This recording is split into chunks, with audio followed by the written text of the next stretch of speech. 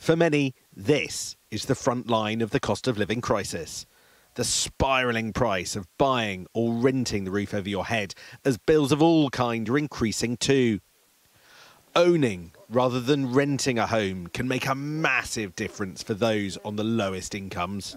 Andrew has benefited from a pilot scheme that gave him the right to buy his housing association home. Winning and also security. The issue is some rules and regulations change, and I've heard hearsay of they were talking about because my children are grown up now, I've got a 3-bedroomed house, that they might want to move me into a 1-bedroom flat, even though this is a home for the children, the kids come back here, hopefully one of their grandkids will as well. And I just want to keep the property, and this is a guaranteed way of keeping the property now, because I bought it. They can't turn around and say we need to transfer you to a flat. It's great. Boris Johnson in Blackpool today and in need of a political rebuild, expanding the right to buy pilot scheme, the first building block. So you tell me when confidence is good enough? Yeah. And with it, a promise of more precision engineering to bring down costs.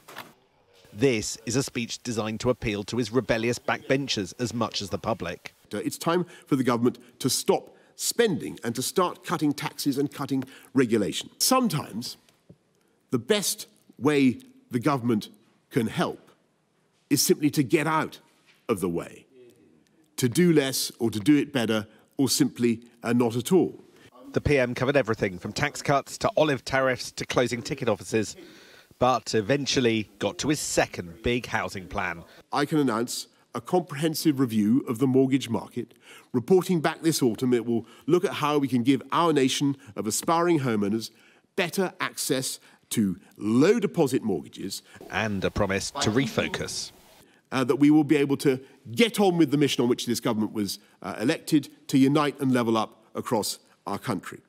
So that no matter where you are born or what your background, we will give you the chance to fulfil your potential. Boris Johnson's big argument here today is that the government cannot spend its way out of the cost of living crisis, so he wants to reform to cut costs. Today, housing, soon childcare and transport. But to deliver meaningful change, he's going to need unity from his cabinet and the party, and MPs are going to be looking to see whether the country is with him. Business owners suffer at work and at home. This restaurant opened months ago. The manager says rising prices means fewer customers and less money for the family at the end of the day.